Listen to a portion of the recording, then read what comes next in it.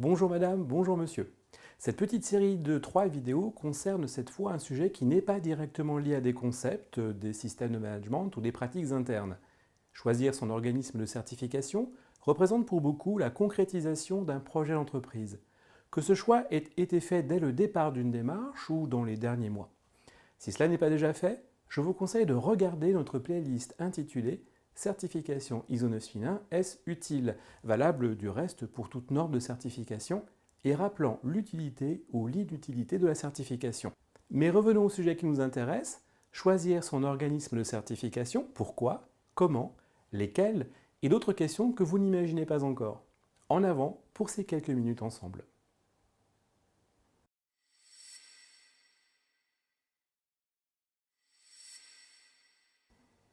Pourquoi le choisir?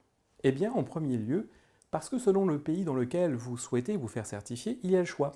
En France, par exemple, il y a plus de 15 organismes majeurs, dont 20% se partagent le marché des certifications classiques, telles que l'ISO 9001 et 14001.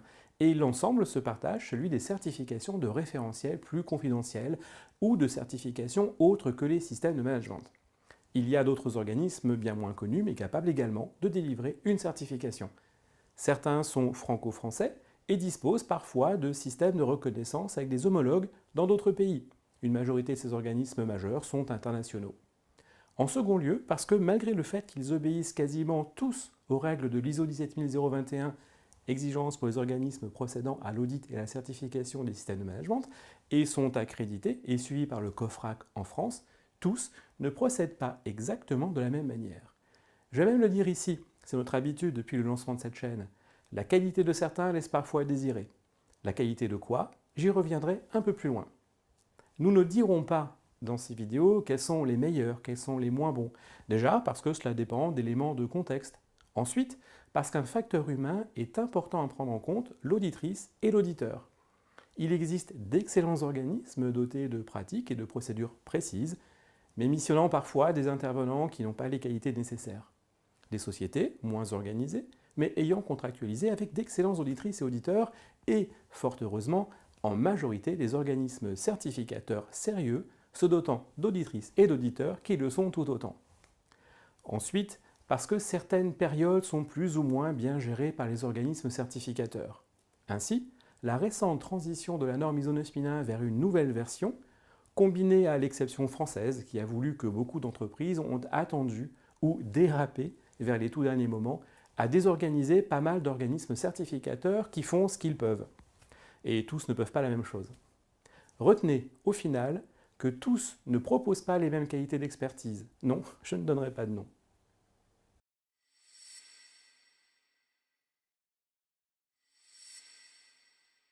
Il est également intéressant de choisir un organisme certificateur en n'oubliant pas qui est le client, c'est vous. La certification apparaît parfois comme un examen final, ou, tel que je vous le disais au début de cet épisode, comme la concrétisation d'un projet d'entreprise. Oui, c'est vrai, pour le projet, pas pour l'examen final. En fait, cela marque le début de quelque chose. Mais il ne faut pas oublier que le client, c'est vous. Que l'organisme certificateur, c'est un prestataire ou un opérateur comme un autre. À ce titre, comparez, interrogez, soumettez. Prenez-en un autre s'il le faut. Après tout, vous changez bien d'opérateur téléphonique pour de bonnes raisons, vous pouvez tout à fait le faire pour votre prestataire de certification. Ça vous fera également du bien.